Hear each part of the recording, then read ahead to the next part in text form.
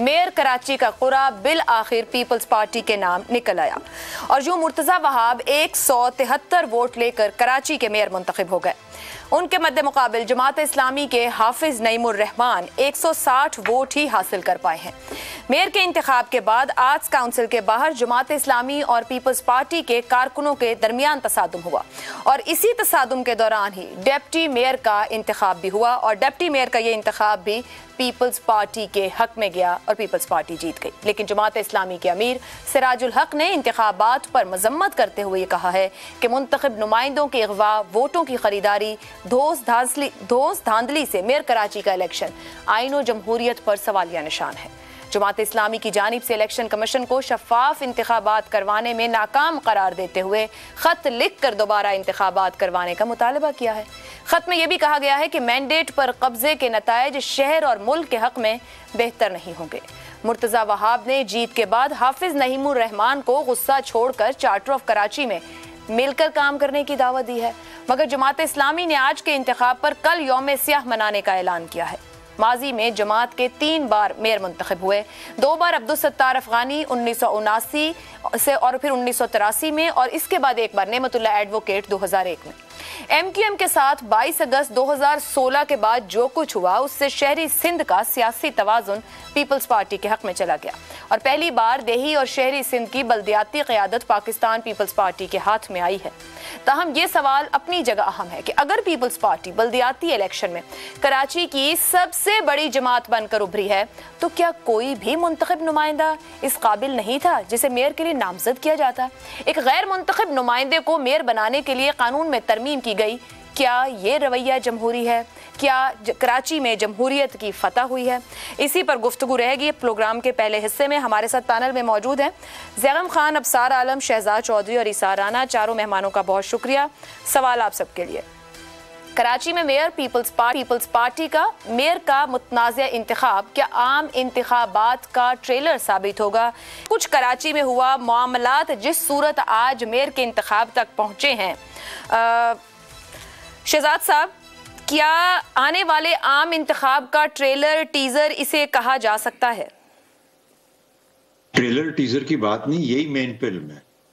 ये ट्रेलर या टीजर नहीं है। मेरे ख्याल में यही हमारा तरीका है, यही इंतखाबात होते हैं। कोई फर्क नहीं है इन इंतखाबात में और उन तमाम इंतखाबात में, सिवाय 70 की लोग बात करते हैं। शायद उस वक्त अभी तक हम इतने समझदार नहीं थे, लेकिन उसके बाद समझदारी बहुत बढ़ गई। देखिए क्या फर्क पड़ता है, कभी चांगा मांगा होता है, कभी मरी चले जाते हैं, कभी सिंध हाउस हो जाता है, कभी कोई किसी को रास्ते में रोक लिया जाता है, कोई कहीं जाके 3-4 दिन किसी शुमाली एरिया की सैर करने चला जाता है। ये सब के सब जो वोट डालने वाले लोग हैं ना, ये सब बहुत ही कमाल के लोग होते हैं। ये अपना रास्ता खुद ही मुतय्यन कर लेते हैं कि कहाँ पर क्या मुनासिब है, और जहाँ ये सब कुछ काम ना करे वहाँ पे आपके हाथ में जोर, जबरदस्ती, ये सब कुछ हाथ में आपके पास होता है, ताकत आपके पास होती है। अब बुनियादी तौर पर आ जाते हैं जी। आई थिंक जो इम्पोर्टेंट चीज़ है वो ये है कि कराची की सियासत का क्या बनेगा या कराची की सियासत क्या होने जा रही है। पाकिस्तान पीपल्स पार्टी आज तक कराची में अपना तसल्लुत नहीं जमा पाई, सिवाय जुल्फ़िकार अली भुट्टो साहब के ज़माने में। उसके बाद से लेके आज तक हाईजैक हुई, MQM की तरफ चली गई। MQM का बहुत बड़ा वोट बैंक है, वो हम सबको पता है। लेकिन जिस नहज पे वो ले गए कराची को और जिस तरीके की उन्होंने सियासत की, उसको आज के दौर में तो एक फाशिज्म से तब्दील किया जाता है और उसको वो वाली सियासत नहीं कहा जाता जो पाकिस्तान में हो रही थी। खतरात पैदा हो गए। तो एक तो ये एस्पेक्ट हो गया। लेकिन PTI का जो दौर था उसने भी नाकाम किया और बहुत बड़ा नाकाम किया, कराची को नाकाम किया। एक ख्याल ये उभरा कि शायद MQM अगर नीचे गई है तो PTI ऊपर उभरेगी, लेकिन नहीं हुआ। PTI के जो लोग ऊपर आए वो आपको पता है उन्होंने कराची का क्या असर किया, क्योंकि सूबाई हुकूमत किसी और के पास, कराची का निज़ाम किसी और के पास। तो अब देखना ये है कि ये जो मेयर आए हैं, जो हुकूमत के ओहदेदार भी हैं या उनके रिप्रेजेंटेटिव हैं हुकूमत के, सिंध की हुकूमत के, ये क्या लेके आते हैं, ये क्या कमाल करते हैं कि कराची बदल जाएगा। लेकिन आपका बुनियादी सवाल ये कि क्या ये एक पेश खैमा है उस चीज़ का। देखिए, दुल्हन वही जो पिया मन भाए, और जो इसको नहीं पहचान पाया वो अब उसको पहचान लेना चाहिए। मैं तो ये समझता हूँ कि वही दुल्हन बनेगी जिसका, लेकिन आसार पीपल्स पार्टी के, चाहे कराची है, ये तो एक छोटा सी चीज़, एक आपने हल्का फुल्का एक इशारा देखा, लेकिन अब बलूचिस्तान सदर्न पंजाब, खैबर पख्तूनख्वा, इन इलाकों से होते हुए पाकिस्तान पीपल्स पार्टी का सफर कहां तक जाता है, ये बहुत ही एक इंटरेस्टिंग स्टडी होगी आने वाले दिनों में। और मुझे यूं लगता है कि ये इस चीज का इशारा जरूर है कि पाकिस्तान पीपल्स पार्टी और जरदारी साहब थके नहीं है अभी तक, थके नहीं है अभी तक। और वो शहजाद साहब ने कह दिया है कि इसको समझें कि आम इंतखाबात ही की सूरत है, फिर आप बलोचिस्तान, पंजाब जहां भी नजर डालें यही कुछ क्या नजर आएगा अब सार साहब, क्योंकि जमात इस्लामी ये कह रही है कि मैंडेट चोरी हुआ, शबखून मारा गया, मगर उनको पीपल्स पार्टी ये कह रही है कि आए चार्टर ऑफ कराची कर लें। क्या ट्रस्ट रहेगा जमात इस्लामी पीपल्स पार्टी के दरमियान? कराची के हालात बेहतर हो पाएंगे, दे पाएगी पीपल्स पार्टी वो कुछ जो कराची वाले कहते हैं? इंतखाबात जहाँ भी होते हैं और दुनिया में जहाँ पे होते हैं, हारने वाला हमेशा धांधली की शिकायत करता है। आप अमेरिका का देख लें, ट्रंप ने क्या किया था, धांधली की शिकायत ही की ना, इसलिए उसके हामी घुस गए कांग्रेस में और वाइट हाउस में। तो ये इतनी कोई शर्मनाक बात नहीं है धांधली का मुजाहरा करना, उसका इल्ज़ाम लगाना जीतने वाले पे। ये तो है, ये इंसान की फितरत है और ये चलता रहेगा।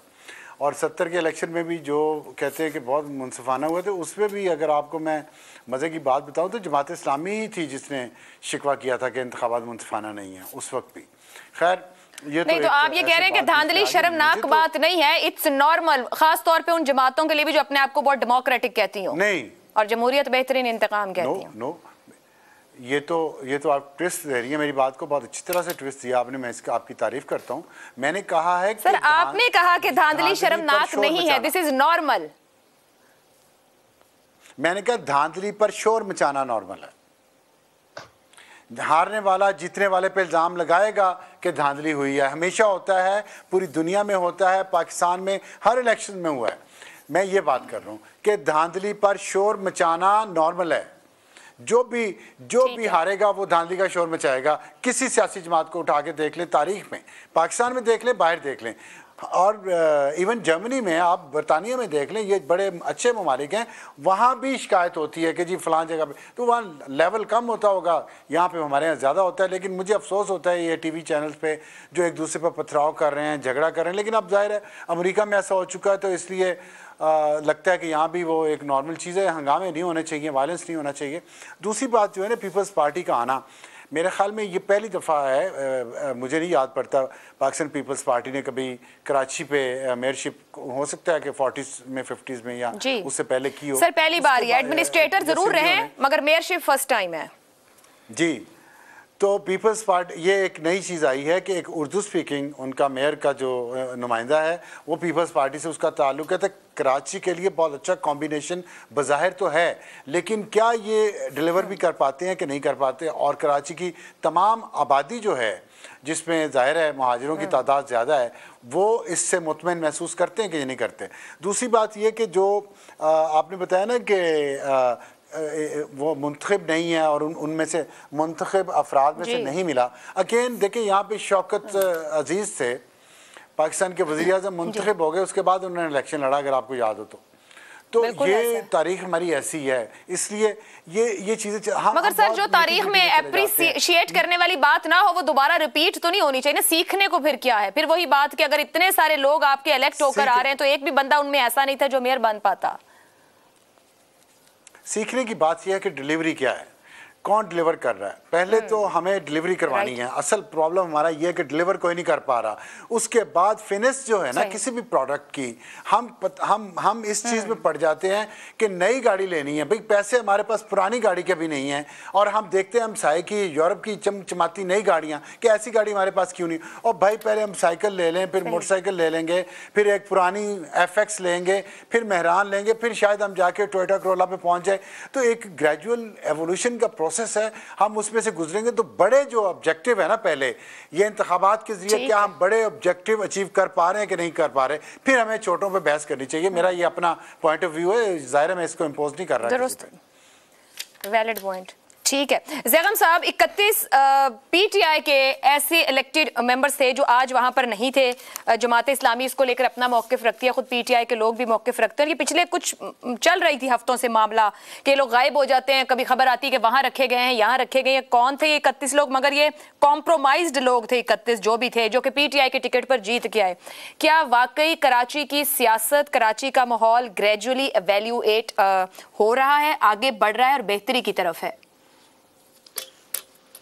आपने जो बताया कि 31 लोग आज वोटिंग से मिसिंग थे, ये आज के इस इलेक्शन का सबसे अफसोसनाक पहलू है कि 12 वोटों से मेयर मुंतखब हुए और 31 वोटर वहां पे मौजूद ही नहीं थे।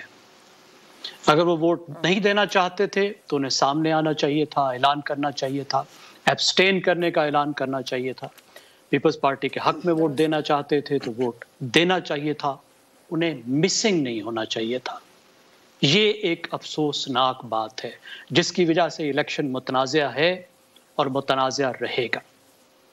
अगली बात यह है कि बदकिस्मती से पाकिस्तान की किसी भी सियासी जमात ने लोकल गवर्नमेंट को ना आज़ादाना तौर पर मुंतखब होने दिया है, ना आज़ादाना तौर पे काम करने दिया है। यानी पाकिस्तान के आइन का आर्टिकल 140 जो ये डिफाइन करता है, ये तकाजा करता है कि पाकिस्तान में एक तीसरा टियर ऑफ गवर्नमेंट भी होगा। 3 सतह की गवर्नमेंट्स होंगी पाकिस्तान में, वफाकी भी होगी, सूबाई भी होगी और लोकल गवर्नमेंट भी होगी। उस तीसरी सतह को हमेशा डिनाई किया जाता है, हमेशा मैनिपुलेट किया जाता है। और मैंने तो हमेशा यही देखा है कि इस पर जेरीमैंडरिंग भी की जाती है, हल्के भी अपनी मर्जी के बनाए जाते हैं। और जब इंतखाबात के ज़रिए से ज़िला कौंसिल के चेयरमैन पहले मुंतखब हुआ करते थे, उसके बाद जो है एक नया निज़ाम आया, नाम बदला गया, नाजिम कहा गया उनको, और अब फिर उस तरह का इंतखाब हुआ है तो उनको भी मैनिपुलेट किया जाता है। अगला जो अफसोसनाक पहलू है वह है तरमीम का। देखिए, इसमें मेरे ख्याल में बहुत सी जगहों पर यह गुंजाइश मौजूद होती है कि गैर मुंतखब आदमी को मेयर, लीडर ऑफ द जो हाउस है वो लीडर ऑफ द हाउस मुंतखब कर ले, सूबाई असम्बली वजीर आला बना दे, वो बाद में मुंतखब हो जाए, वजीर आजम के लिए भी हो सकता है। गलत बात क्या है? गलत बात यह है कि आपने स्पेसिफिकली इस वक्त इस सूरत हाल के लिए तरमीम की। जब आपको नजर आया कि आपको जो लोग मुंतखब हुए हैं उनमें से कोई पसंद नहीं है, तो आपने तरमीम की सिर्फ इसलिए कि बाहर से आपने एक आदमी को लाना है। ये इसमें अफसोसनाक पहलू है। अफसोसनाक पहलू यही नहीं है कि मुर्तज़ा वहाब इस वक्त अनइलेक्टेड हैं, वो बहुत काबिल हैं, बड़े मेरे ख्याल में इम्प्रेसिव हैं। पीपल्स पार्टी भी बहुत ज़्यादा गेन्स कर रही है और कराची की जो सियासत है वो भी मेन स्ट्रीम की तरफ जा रही है। वो पीटीआई की तरफ भी मुतवज्जे हुए, अभी वो पीपल्स पार्टी की तरफ भी मुतवज्जे हो रहे हैं, वो भी एक अच्छी बात है। लेकिन इस तरीके से आज का इलेक्शन होना, अब आपका जो सवाल है कि आम इंतखाबात से इसको हम किस तरीके से मवाजना कर सकते हैं, आने वाले इंतखाब में हमें क्या नजर आ रहा है? तो आने वाले इंतखाबात का तो ऐसा ही अमल पहले ही हो चुका है शुरू और बड़ी हद तक मुकम्मल हो चुका है।